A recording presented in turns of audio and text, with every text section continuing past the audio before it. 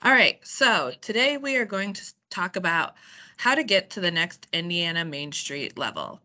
So the first thing I want to tell you guys is there is no obligation to get to the next level. If you and your organization are happy with where you guys are at, we encourage you to stay in that realm. If you have any questions about leveling up, we do ask that you reach out to us at IAMS or your community liaison. So to get started, the application process is changing. So if in the past you have gone through the application process, it is different now. And we are doing this for a number of reasons.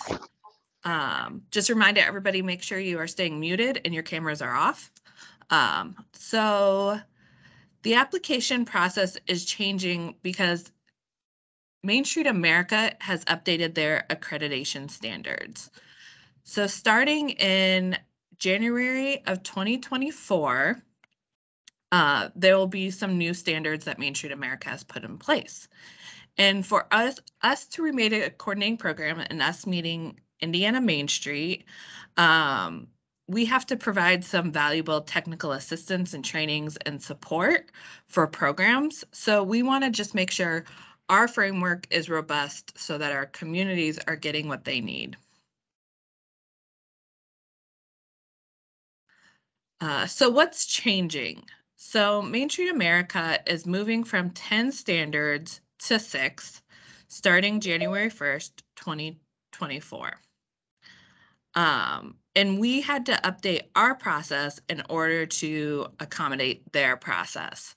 So one of the big changes that will be coming is the baseline requirements to be either an Indiana Main Street program or a national Main Street program. We have to really monitor to make sure our programs are staying within those accreditation standards. You can see in this slide on the right-hand side, those are the new standards. We also will be moving into quarterly reporting starting in 2023. So 2023 we'll be doing quarterly reporting for our Indiana Main Street communities and our nationally accredited Main Street communities. It'll be kind of a trial period, so hang with us during 2023 while we get all the kinks worked out. But you can see these are the main reasons we're having to make some changes. I want to start off with talking about our Odan communities and how they can level up to becoming IAMS communities.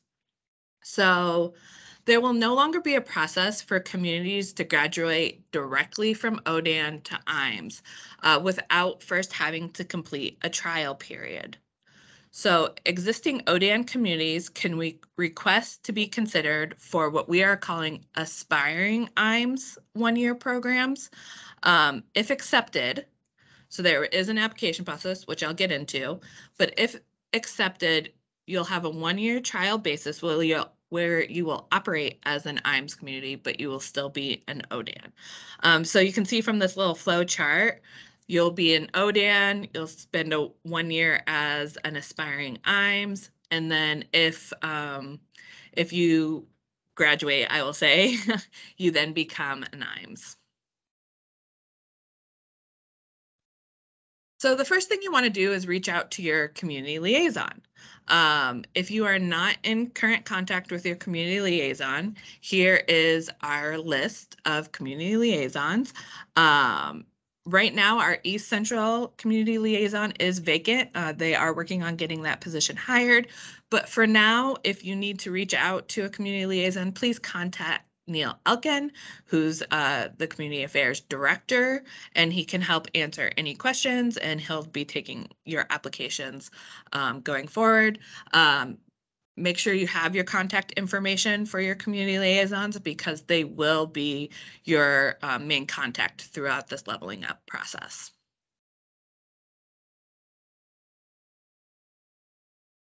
So aspiring IAMS one-year program There will now be some baseline requirements in order to even be considered for that 1-year program.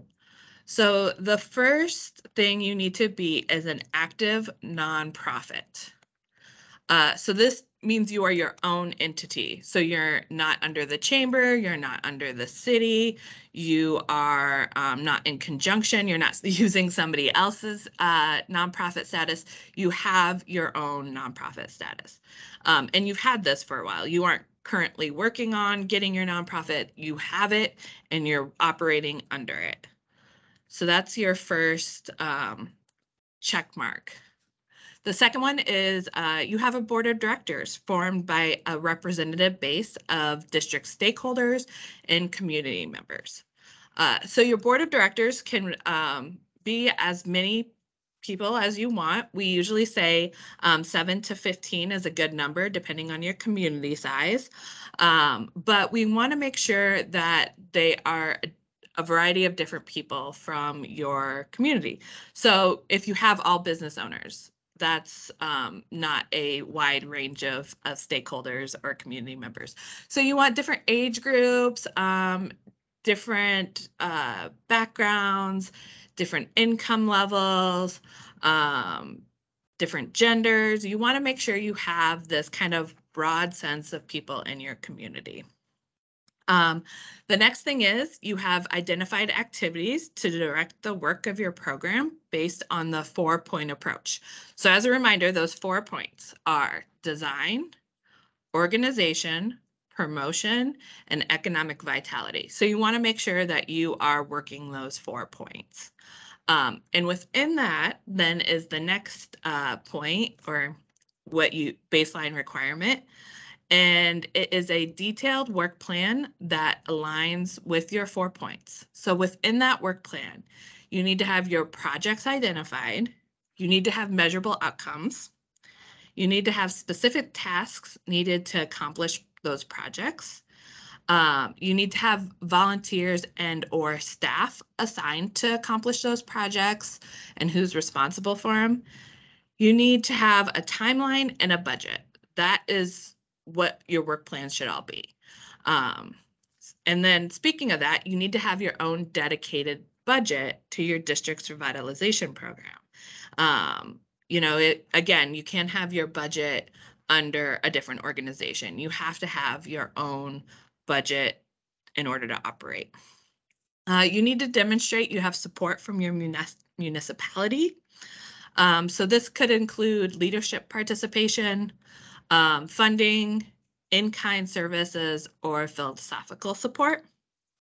And then the last one is you need to have reinvestment statistics reported to us, to the Indiana Main Street as required. So that's part of that quarterly reporting that we will be doing. So these are kind of your list of what you need to have in order to apply to become an aspiring IAMS 1-year program. Now, I do want to call out the red at the bottom.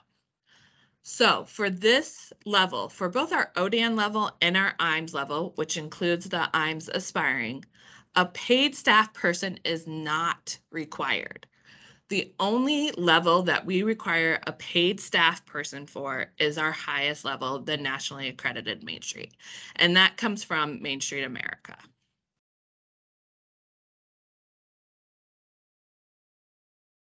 All right, so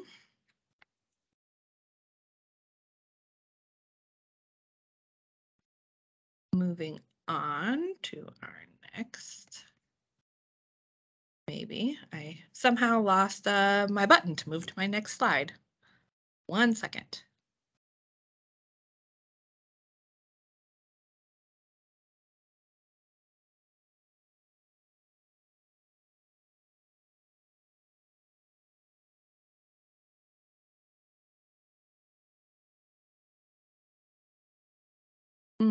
Sorry guys, hold on. Technical difficulties.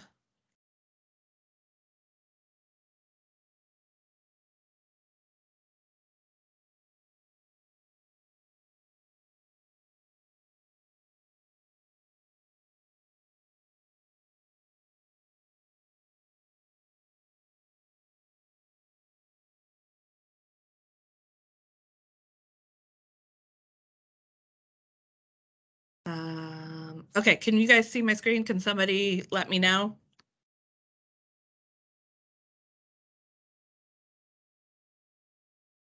We're good. Okay. Hey, Alex, can you take over letting people in, please? Yes.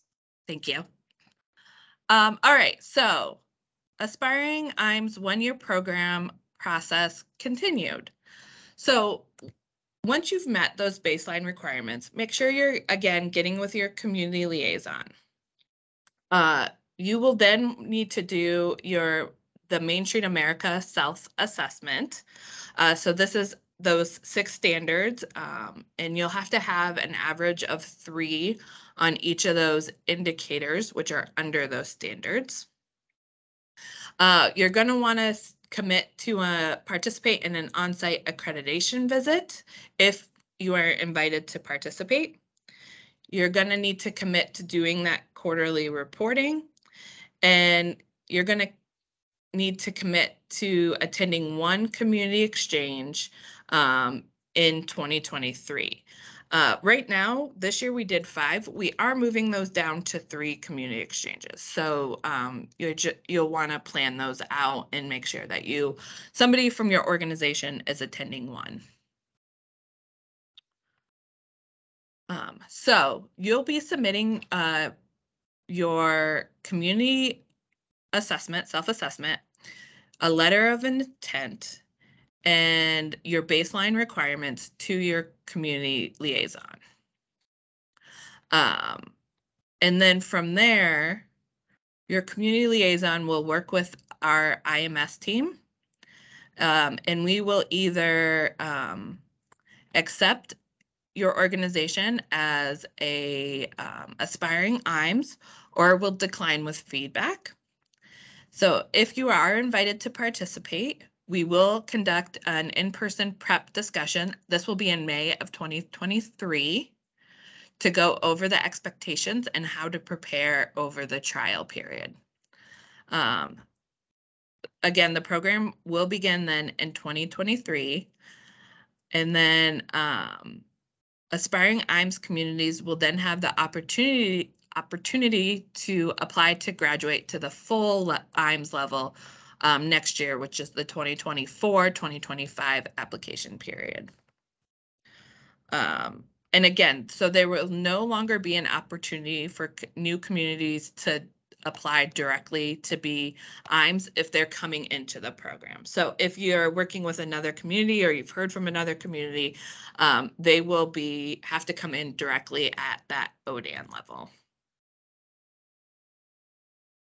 Okay, so moving on to our NMS application process. So in an effort to assist existing NMS with meeting the new accreditation standards, we will not be accepting any NMS applications in the 2022-2023 application period. IAMS organizations that are seeking to graduate to NMS will submit a letter of intent along with their self-assessment in January of 2024. So that's the next time that an IAMS community can level up to that NMS. When you submit your self-assessment, what we'll do is the IAMS team will go over those assessments, and we will be inviting those communities to level up after your on-site accreditation visits. So IAMS communities and NOMs, if there are any on today, should be prepared to work those new standards actually starting in 2023, but we'll really be evaluating them in the first quarter of 2024. There'll no longer be this big application process. I know a few communities went through that process this year. They submitted an application, we did scoring, we had to be on site. That is no longer the case. We will literally be taking your self-assessment and inviting you to level up, which is a great thing, I think, for your communities because you won't have to be doing this extra application. So here are just some key dates for you guys to take into consideration. So on August 1st, Aspiring IAMS one-year program process opens. So Odan Communities looking to become IAMS. You can start applying and working with your CLs on this process starting August 1st. IAMS letters of intent, your baseline requirement verification, and your self-assessment are due December 30th to your community liaisons. On January 2nd, the IMS team will review those applications along with the CLs, and we'll do scoring between February 16th and March 30th. And then on April 3rd, we will be letting you know if you are accepted or declined with feedback. And then we'll be making that announcement. For our current NOMS and IAMS communities, January 15th is when your self-assessments are due, and we'll be going over that in a webinar in August and September, and multiple webinars throughout August and September. So if you have any questions, you can send to the general email, which is indianamainstreet@okra.in.gov. And one other thing I want to walk through with you guys is the website where you can find all the information that you need. So I am going to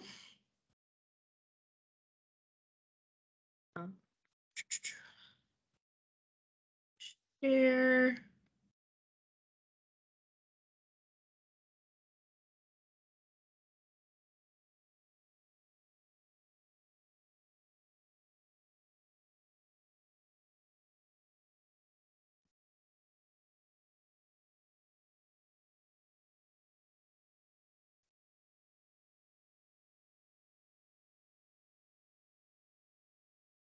Give me 1 second while I figure out how to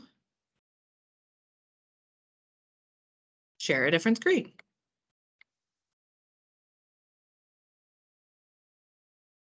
Okay. Alex, can you see the website?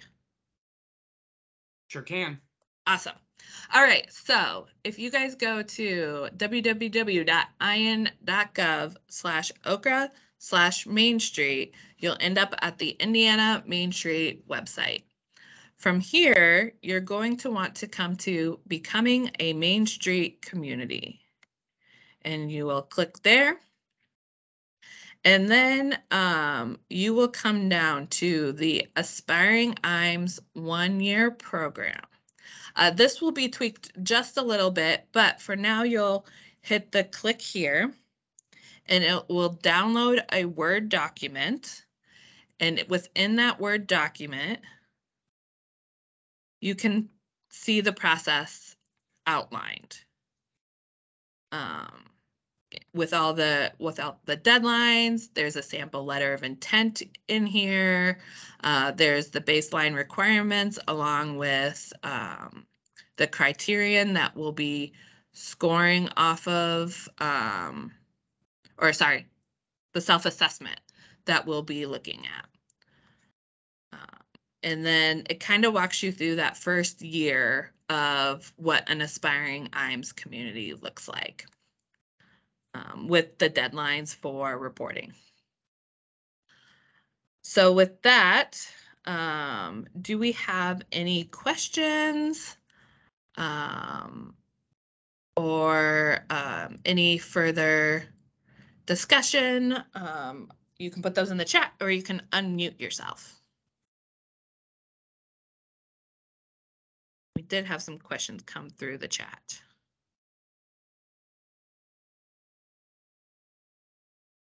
Yep, just a reminder that we will be, this is being recorded and it will be uploaded to the YouTube channel of Community and Rural Affairs. And thank you, Richard, for putting that link of that YouTube channel in the comments.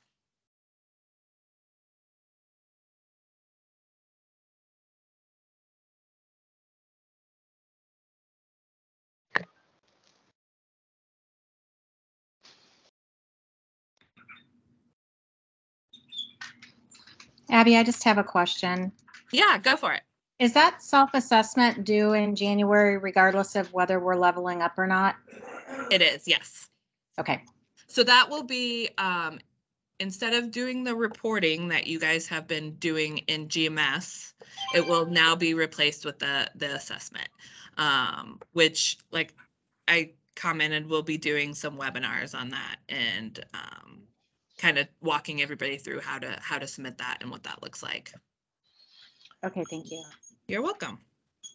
Do you know the dates yet for the community exchanges next year? We do not. So we'll put out the application process here in the fall for communities to apply to host. And then it will we'll ask those communities to kind of pick a date for us, and then we'll put those out there. So you'll have them by the end of the year.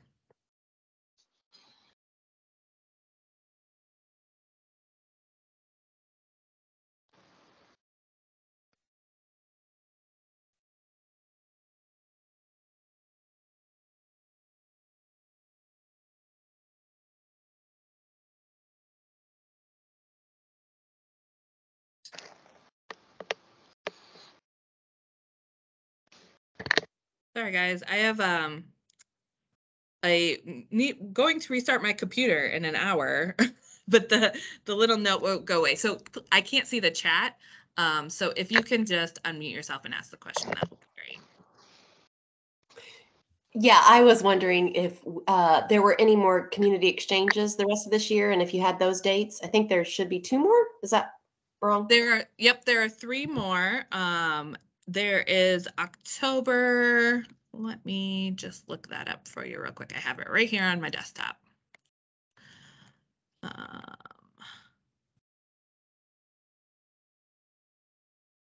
Okay, so October 7th in Shelbyville, November 18th in Auburn, and December 9th in Jeffersonville.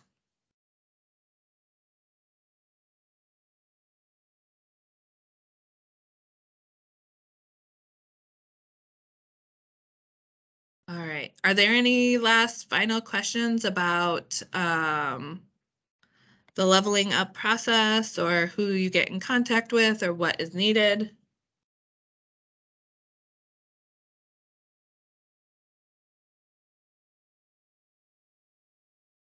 All right, hearing none or seeing none, we'll conclude this webinar for today. Thank you all for participating. And as always, reach out if you have any questions. Thank you all and have a great day. Thank you.